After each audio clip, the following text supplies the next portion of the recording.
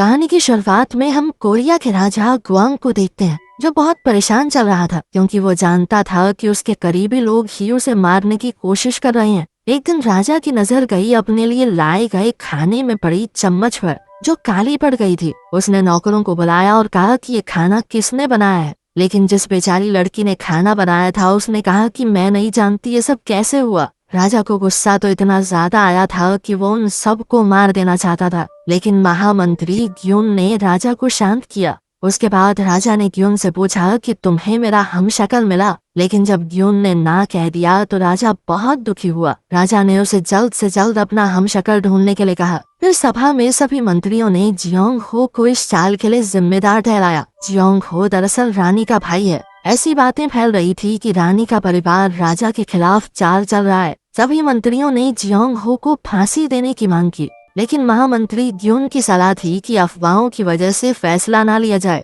अब राजा सोच में पड़ गया। वो सभी मंत्रियों की बात भी नहीं डाल सकता, लेकिन उसके पास जियोंग हो के खिलाफ सबूत भी नहीं थे। इसीलिए उसने जियोंग हो को फिलहाल के लिए कैद में रखने के लिए कहा। ये सब देखकर रानी दुखी होकर वहाँ से चली गई। वो जानती थी कि जल्द ही उसके भाई का सर काट दिया जाएगा, क्योंकि सभी उसके खिलाफ थे, और फिर कुछ वक्त बाद उसका भी। कुछ दिनों बाद रॉय नाम का एक आदमी नौटंकी करके राजा का मनोरंजन करने के लिए वहाँ आया। वो इस वक्त मजाक मजाक में राजा की नकल कर रहा था, पर तभी अचानक एक खास सिपाही की नजर उसके ऊपर पड़ी। इसके बाद ग्यून के कहने पर उसे किडनैप करके उसके सामने पेश किया गया, और जब उसने रॉय को देखा तो वो चौंक गया। वो राजा का हूबहू हमशक्ल था।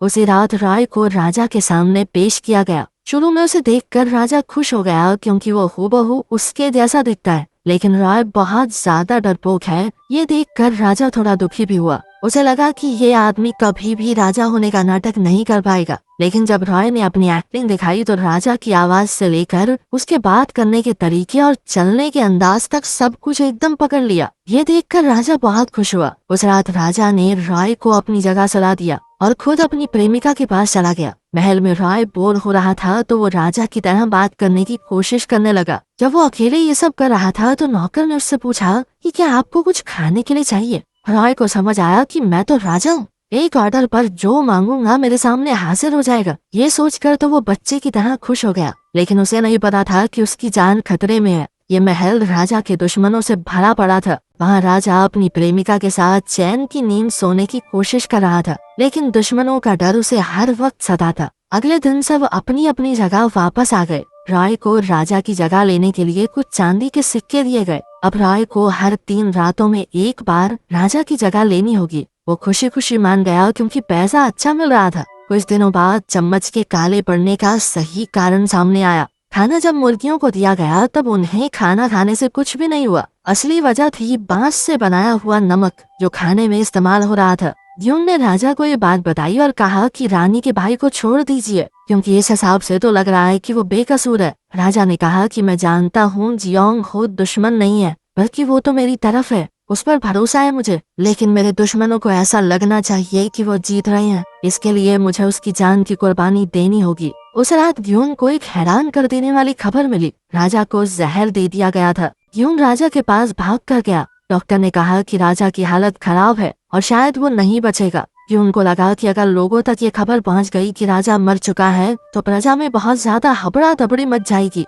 और दुश्मन देश कमजोर समझकर हमारे ऊपर हमला कर देंगे। ग्यून जानता था कि इस बात की खबर डॉक्टर ने सिर्फ उसे और एक और मंत्री को दी है, इसलिए ग्यून ने बाकी दोनों को भी इस बात को राज रखने के लिए कहा। उसने राजा को अपने इलाज के लिए गुप्त जगह पर भिजवा दिया और रॉय को उसकी जगह पर बैठा दिया। ग्यून ने उसे वादा किया कि तुम्हें 40 चांदी के सिक्के मिलेंगे। पहले तो रॉय ने मना कर दिया ताकि पैसे और ज्यादा मिले, लेकिन जब कोई जवाब नहीं आया तो रॉय वापस आ गया, इस बहाने कि मैं देश के लिए कुछ भी कर सकता हूँ सर। 40 चांदी के सिक्के क्या 20 दे देना? चलो 40 ही ठीक है। उसी पल से एक नई कहानी शुरू हो गई। रॉय अब राजा की जगह पर बैठने लगा। अब ग्यून सभी चीजों का ध्यान रखने लगा और साथ ही रॉय को राजा के तौर तरीके समझाए। उसने रॉय से कहा कि जो भी काम हो उसे चुपचाप होने दे और ज्यादा किसी से बात न करे, और खास तौर पर उसे रानी और राजा की किसी भी प्रेमिका से मिलने की इजाजत नहीं है, क्योंकि वो चाहे जितना मर्जी अच्छा एक्टर हो, उनकी रानी और प्रेमिका को बेवकूफ नहीं बना पाएगा।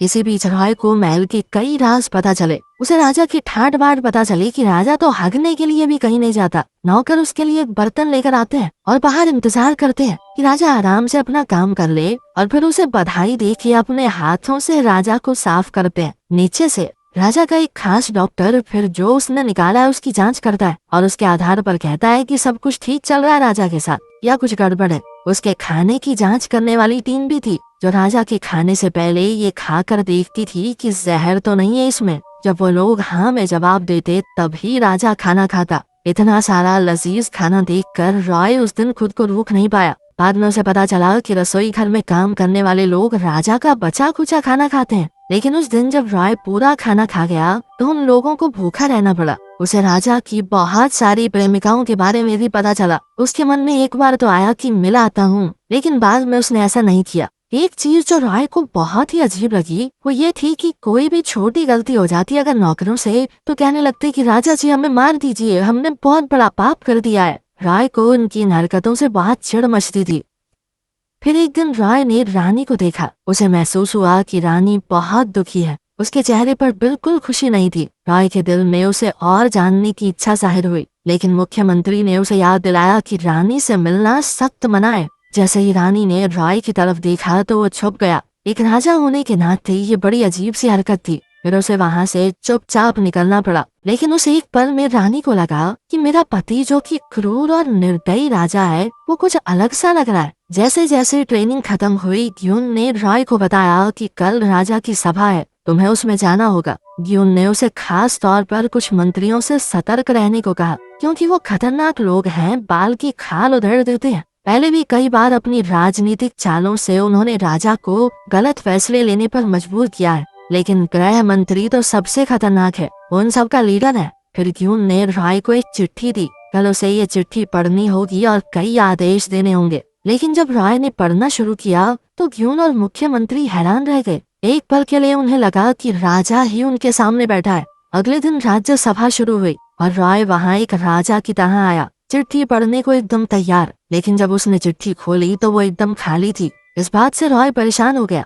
ये देखकर ग्यून मदद के लिए आगे बढ़ा। खाली चिट्ठी देखकर ग्यून ने बचाव में कहा कि आज राजा का गला खराब है, इसीलिए वो आदेश नहीं देंगे। राजा के बदले में उसने आदेश देने शुरू किए। फिर उसने आदेश दिया कि जोंग हो पर लगे इल्जाम को हटा दिया जाए क्योंकि उसके खिलाफ कोई सबूत नहीं मिला। साथ ही उसके खिलाफ अफवाहें फैलाने वाले को पकड़ा जाए। राजा के खिलाफ षड्यंत्र रच रहे मंत्रियों को ये फैसले बिल्कुल अच्छे नहीं लगे। उधर महल में काम करने वाले लोगों से रॉय का रिश्ता बेहतर होता जा रहा था। खासकर राजा से पहले जो खाना चखने वाली लड़की है वो रॉय की सबसे खास बन गई। राजा सबसे प्यार से बात करता, उनके साथ हंसता था और सबके लिए खाना भी बचा लेता। ये देखकर मुख्यमंत्री का दिल भर आया और सारे नौकर भी बहुत खुश हुए। उन्होंने पहले कभी राजा को ऐसे नहीं देखा। सब बात कर रहे थे कि कैसे कठोर राजा अब बहुत अच्छा बन गया है। वहीं ग्यून असली राजा से मिलने गया। डॉक्टर ने बताया कि हो सकता है राजा ठीक हो जाए, लेकिन अभी थोड़ा वक्त लगेगा। उसने ये भी बताया कि राजा को जहर नहीं दिया गया बल्कि कोई नशीली दवाई दी गई थी और ये शायद तभी हुआ होगा जब राजा अपनी प्रेमिका से मिलने गया था। इस बात से ग्यून सतर्क हो गया। उसने छानबीन शुरू कर दी। इसके बाद हम देखते हैं कि गृह मंत्री राजा की प्रेमिका से मिलने गया। उसने प्रेमिका से पूछा कि राजा आजकल उससे मिलने क्यों नहीं आ रहा। उसने कहा कि मैं नहीं जानती, लेकिन राजा ना तो रानी से मिल रहे हैं ना ही अपनी बाकी प्रेमिकाओं से। ये बात गृह मंत्री को थोड़ी अजीब सी लगी। फिर उसे पता चला कि ग्यून ने राजा की प्रेमिका के बारे में छानबीन शुरू की है। पकड़े जाने के डर से उसने आदेश दिया कि सभी सबूत मिटा दिए जाएं और राजा की प्रेमिका को मार दिया जाए। जब ग्यून वहां पहुंचा तो पता चला कि प्रेमिका तो गायब है और वहां आसपास की जमीन जली हुई थी। अगले दिन गृह मंत्री अपने कुछ और साथियों के साथ रॉय के पास आया। उन्होंने कुछ नए कानून लागू करने का प्रस्ताव रखा और रॉय ने बिना कुछ सोचे वो सारे प्रस्ताव पास कर दिए जैसा उसे करने के लिए कहा गया था। जल्द ही ग्यून को पता चला कि गरीबों से बहुत ज्यादा टैक्स लिया जा रहा है और रानी के भाई जियोंग हो के खिलाफ फिर से जांच के ऑर्डर हो गए थे। उसने रॉय से पूछा कि तुमने ऐसा क्यों किया। तब रॉय ने बोला कि तुमने ही तो कहा था कि मंत्री जो प्रस्ताव लेके आएंगे उसे पास करना है। ये सुनकर ग्यून गुस्से में आ गया। उसने उसी वक्त एक सभा बुलाई ताकि इन सब चीजों पर चर्चा हो सके। ग्यून थोड़ा गुस्से में परेशान लग रहा था, लेकिन रॉय एकदम शांत है। उसने मुख्यमंत्री से पूछा कि लोगों के ऊपर किस तरह से टैक्स लगाया जाता है। जिसके बाद मंत्री उसे राजा की लाइब्रेरी में ले गया। वहाँ उसे पता चला कि पूरा राज्य पहचान टैक्स के सिस्टम पर चल रहा है, जहाँ हर एक आदमी एक ही टैक्स देता है, चाहे वो कितना भी कमाता हो। जिनके पास जमीन नहीं है उन्हें भी जमीन का टैक्स देना होता है। इस वजह से बहुत से लोग देश छोड़कर जा रहे थे। उसे पता चला कि एक बार राजा ने ऐसा सिस्टम लागू किया था जिनमें सबको अपनी कमाई के हिसाब से टैक्स भरना होगा, लेकिन 1 साल के अंदर ही उसे हटा दिया गया, बड़े बड़े जमींदारों के दबाव की वजह से। उसके बाद खाना चखने वाली लड़की खाना लेकर आई। राजा ने उससे पूछा कि तुम महल में कैसे पहुंची। उसने हिचकिचाकर अपनी कहानी सुनाई। उसके पिता एक किसान थे, उनकी छोटी सी जमीन थी, उनकी इतनी कमाई थी नहीं और एक दिन उन्हें बहुत ज्यादा टैक्स भरने के लिए कहा गया। उन्होंने किसी से उधार लिया लेकिन वक्त पर अपना कर्ज चुका नहीं पाए, जिस वजह से उन्होंने अपना घर और जमीन भी खो दी। इसके बाद उसके पिता को जेल हो गई और कर्ज चुकाने के लिए उसे, उसकी माँ को और उसके भाई को नौकरों की तरह बेच दिया गया। फिर उसे खरीदकर महल में ले आया गया, लेकिन उसके बाकी परिवार की उसे कोई खोज खबर नहीं है। बस वो इतना जरूर जानती है कि उसके पिता पर जेल में बहुत अत्याचार हुए, जिससे वो मर गए। ये बताते हुए वो रोने लगी। मुख्यमंत्री को भी ये सुनकर बहुत दुख हुआ। रॉय को पहली बार पहचान टैक्स की डरावनी सच्चाई का एहसास हुआ। उसने लड़की से वादा किया कि वो उसे उसकी माँ से वापस मिलवाएगा। साथ ही इस बात से रॉय बहुत हिल चुका था। उसने सोच लिया कि अगली सभा में एक बड़ा फैसला सुनाएगा। अगली सभा में उसने आमदनी के हिसाब से टैक्स देने के नियम को लागू कर दिया। मंत्री इसके खिलाफ बोलने लगे कि अचानक से हुआ ये बदलाव पूरी प्रजा की शांति भंग कर सकता है और जमींदारों को ये बात पसंद नहीं आएगी। लेकिन रॉय ने उनकी बात बीच में काटते हुए कहा कि जिसके पास 10 खेत है वो 10 चावल की बोरियां देगा, और किसी के पास अगर 1 है तो वो 1 ही देगा ना। ये गलत कैसे हुआ? क्या ये गलत नहीं कि अमीर और गरीब एक बराबर टैक्स दे? जो इस देश में ज्यादा कमा रहे हैं उन्हें देश को ज्यादा देना होगा। साथ ही रॉय ने आदेश दिया कि उन सबको पकड़ा जाए जो गरीबों से चोरी करते हैं, और गैर कानूनी सामान को जब्त करने के आदेश दिए ताकि वो गरीबों में बांटा जा सके। ये देखकर मुख्यमंत्री के मन में थोड़ी शांति पहुंची। रॉय भी खुश था, लेकिन यून ने उसे वहां आकर डांटा कि सभा तो ऐसे चला रहे हो तुम जैसे बच्चों का खेल हो। अब रॉय ने कहा कि तुम्हें ध्यान रखना चाहिए कि मैं जो भी हूँ अभी तो मैं राजा हूँ, तो किसी के सामने मुझसे जोर से बात मत करना, ठीक है? यून इस बात से खिंचकर खुद को रोक नहीं पाया और रॉय को पास बड़ा सामान मारने ही वाला था, लेकिन उसे एहसास हुआ कि ऐसा करना गलत होगा। तभी नौकर अंदर आने लगे। ग्यून और रॉय अपनी अपनी जगह पर बैठ गए। ग्यून ने रॉय को बताया कि रानी का भाई जियोंग हो एकदम बेकसूर है और कुछ बेकार मंत्रियों से फंसाने की कोशिश कर रहे हैं ताकि रानी को गद्दी से हटाया जा सके। ग्यून ने रॉय को इस मामले से दूर रहने के लिए कहा क्योंकि ये मामला थोड़ा गड़बड़ है। रॉय ने बात तो मान ली, लेकिन उस रात रानी उसके कमरे में आ गई। रॉय घबरा गया और सोने का नाटक करने लगा, लेकिन तभी रानी ने एक चाकू निकाला और कहा कि आप मुझसे बात कीजिए वरना मैं कुछ गलत कर दूंगी। रॉय ये देखकर उठ खड़ा हुआ। उसने रानी से वादा किया कि तुम्हारा भाई बेकसूर है, मुझे पता है, उसे हम बचा लेंगे।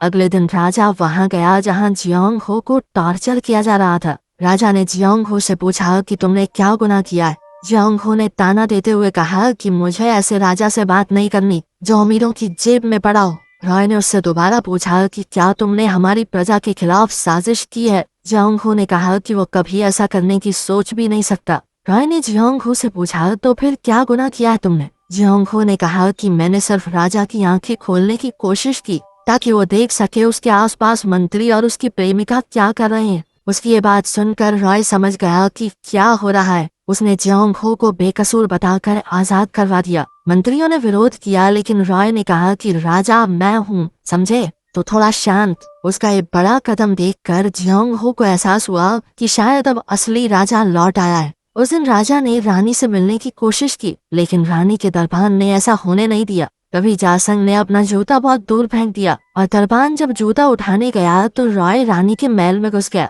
रानी पहले ही अपने भाई से सारी बात सुन चुकी थी और अभी वो बहुत खुश थी।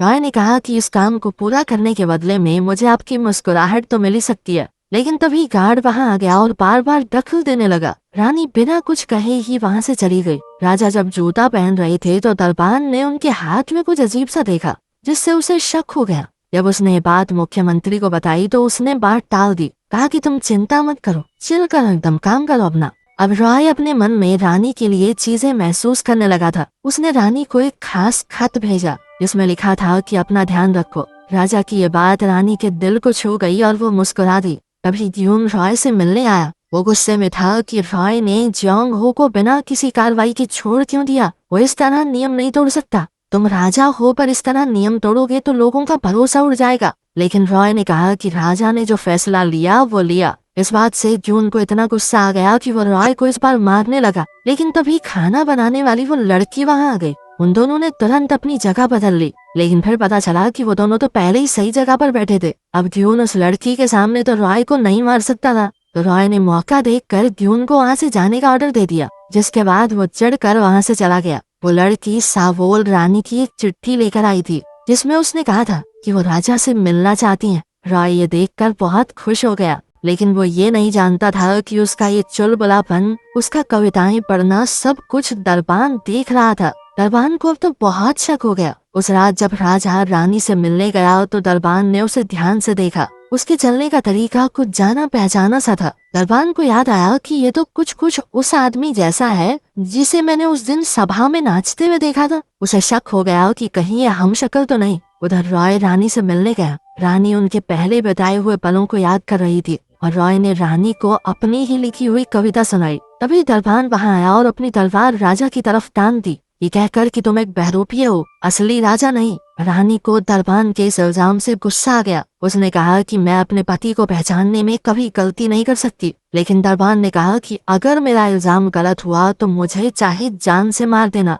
जब कोई रास्ता नहीं बचा तो रानी ने राजा से पूछा कि मेरे शरीर पर लाल निशान कहाँ है। रॉय ने पिछली रात जब रानी आई थी तब उसकी छाती पर वो निशान देखा था, तो उसने सही बता दिया। रानी को अब पूरा विश्वास हो गया कि यही मेरा पति है। जिसके बाद रानी ने दरबान को तुरंत तलवार हटाने को कहा। क्योंकि दरबान गलत निकला था तो वो तैयार हो गया कि मुझे मौत की सजा दो। लेकिन रॉय ने उसे थप्पड़ मार के रोक दिया, कहा कि चल निकल यहाँ से, कोई सजा नहीं मिलेगी तुझे। लेकिन रानी अभी भी गुस्से में थी और उसने कहा कि सजा तो मिलेगी। रॉय ने उसे शांत करने की कोशिश की कि कोई बात नहीं डार्लिंग, छोड़ दो इसे। इससे पहले रॉय बात को संभाल पाता, दरबान पानी में गिर गया और डूबने लगा। लेकिन रॉय ने फिर भी उसे बचा लिया। जब दरबान की आंखें खुली तो लगा कि वो स्वर्ग में पहुंच गया। लेकिन सामने सावोल को खाने के साथ देखकर उसे समझ आया कि वो अभी भी जिंदा है। सावोल ने बताया कि राजा ने खाना भेजा है तुम्हारे लिए और कहा है कि आके अपनी तलवार वापस ले जाना। जब दरबान रॉय से मिलने गया तो सजा की उम्मीद कर रहा था, लेकिन रॉय ने उससे बड़े ही प्यार से बात की। रॉय ने उसे उसकी तलवार लौटाई और वापस काम पर जाने के लिए कहा। राजा के इस अच्छे बर्ताव से दरबान बहुत ज्यादा खुश हो गया। उसके खुशी के आंसू फूट गए और अब वो रॉय का पूरा वफादार बन गया था।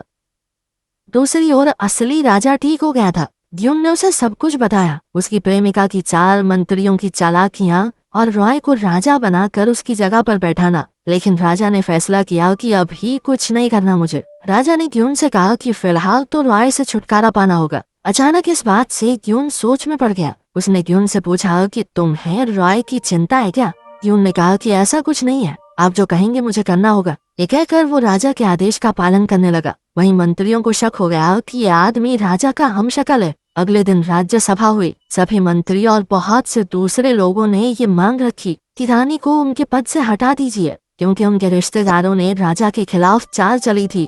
रॉय ने रानी की तरफदारी की, लेकिन लोग जिद पर अड़े हुए थे।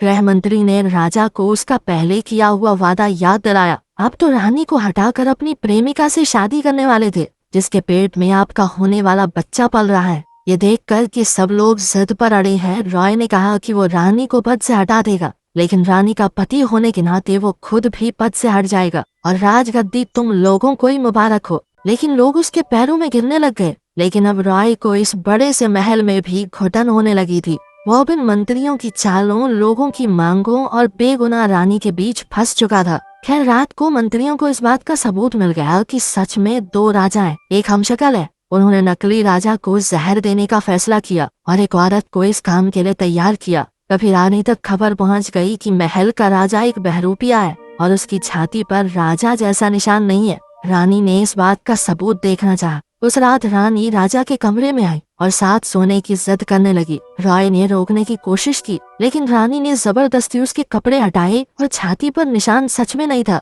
जिसके बाद रानी ने कहा कि जल्दी से मुझे सच बताओ। कोई रास्ता तो था नहीं, तो रॉय ने सब कुछ सच बता दिया। रानी ने जब ग्यून से पूछा तो ग्यून ने कहा कि ये सब असली राजा को पता है। उन्होंने कहा कि चलने दो। तब रानी ने पूछा कि मेरे भाई को किसने बचाया, जिस पर ग्यून ने उसे बताया कि जो भी रॉय ने आपके और लोगों के ने किया वो सब कुछ उसका अपना फैसला था, उसमें राजा का कोई हाथ नहीं। उस रात ग्यून रॉय से मिला और पूछा कि वो भागा क्यों नहीं, जब उसे पता था कि उसे मार दिया जाएगा। रॉय ने कहा कि मैं रुका क्योंकि मैंने तुमसे वादा किया था। ये सुनकर ग्यून ने एक बड़ा फैसला किया। राजा की बात ना मानते हुए ग्यून ने रॉय को 20 सिक्के दिए और कहा कि कल रात तुम यहाँ से भाग जाओगे, ठीक है। तभी सावोल भी वहाँ आ गए। रॉय ने सावोल को वो सिक्के दे दिए और कहा कि रख लो। उसने ग्यून से कहा कि इस लड़की की माँ को ढूंढना और इन दोनों को जरूर मिलवाना, ठीक है। रॉय ने कहा कि राजा के तौर पर ये मेरा आखिरी आदेश है, मान लेना इसे भाई। सावोल खुशी खुशी वहाँ से गए। तभी एक दासी ने सावोल को एक मिठाई दी।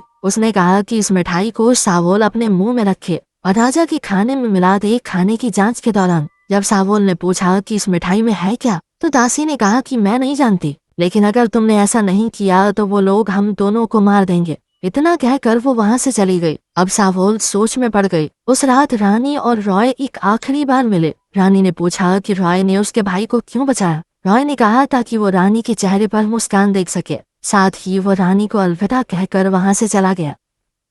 अगले सुबह मंत्रियों ने कहा कि हमें मिंग राज्य को सोने चांदी के सिक्के भेजने चाहिए। रॉय ने वैसे ही हामी भर दी जैसा उसे बताया गया था।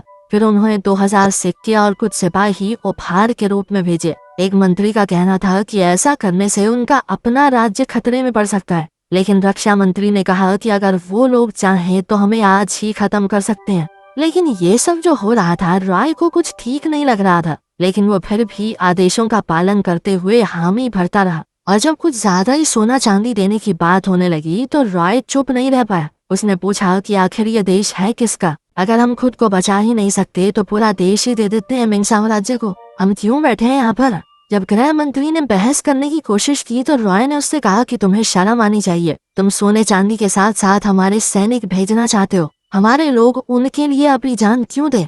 राजा प्रजा का बाप होता है। मैं अपने देश की औरतों को विधवा और बच्चों को अनाथ कैसे कर सकता हूँ? और अंत में राजा ने पूरी तरह से सैनिकों को मिंग राज्य में भेजने से साफ इनकार कर दिया। अब रॉय नाश्ता करने आया और सावोल को उसके खाने में जहर डालने के लिए कहा गया था। सावोल ने खाना चखा, फिर रॉय ने खाना शुरू किया, लेकिन पहली बुर्की खाते ही उसने देखा कि सावोल बहुत उदास है। सावोल रोने लग गई। जब रॉय ने पूछा कि क्या हुआ, उसने सर उठाकर कहा कि राजा की उम्र लंबी हो और खून की उल्टियां करने लग गई। रॉय उसे बचाने भागा, सावोल को उठाया और डॉक्टर के पास भागा। डॉक्टर की बहुत कोशिश के बाद भी सावोल बच नहीं पाई। इस बात से रॉय पूरी तरह से टूट गया, क्योंकि उसने सावोल से वादा किया था कि वो उसे उसके परिवार से मिलवाएगा। और उस दिन लोगों ने पहली बार एक राजा को एक नौकर के लिए रोते हुए देखा। ये दुख जल्दी ही गुस्से में बदल गया। उसने दासी को देखा तो दासी ने सच उगल दिया कि ली ने मुझे कहा था, ये करने के लिए मजबूर किया गया मुझे।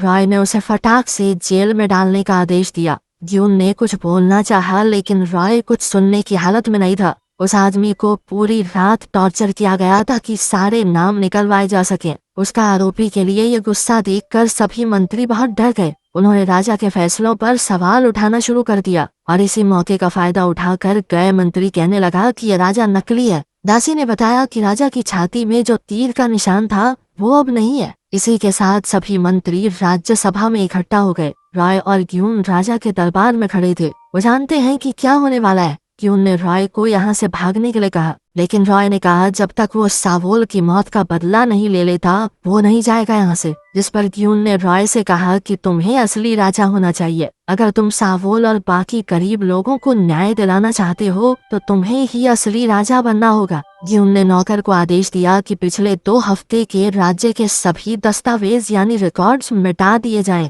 मंत्री और गुस्से भरी प्रजा महल की ओर बढ़ रहे थे। उन्होंने असली राजा को मारने के लिए भी कुछ गुंडे भेज दिए थे। जब वो महल में पहुंचे, ग्यून ने उन्हें राजगद्दी की इज्जत के लिए रुकने को कहा, लेकिन वो नहीं माने। वो राजा के कमरे में घुसना चाहते थे कि राजा ने खुद ही दरवाजा खोल दिया। राजा कुछ बोले उससे पहले ही उन्होंने अपनी तलवार राजा पर तान दी। उनमें से एक ने राजा की छाती से कपड़ा हटाकर देखा तो सब हैरान रह गए। वहीं वो हत्यारे भी हैरान थे क्योंकि राजा वहां था ही नहीं। राजा महल में है और वो निशान उसकी छाती पर। अब पता चलता है कि रॉय राजा बनने के लिए नहीं माना था, क्योंकि फौज की मदद से राजा बनने के लिए उसे बेकसूर लोगों की जानें लेनी पड़ती। इसके बदले में वो असली राजा को लाने चला गया। छाती पर निशान देखकर सब लोगों ने राजा के सामने सर झुका लिया, सिवाय कुछ असली देशद्रोहियों के। राजा ने उन्हें तुरंत जेल में डालने का आदेश दिया और इस तरह राजा के खिलाफ चल रहे षड्यंत्र भी खत्म हो गए। रॉय और दरबान अब महल से थोड़ा दूर थे।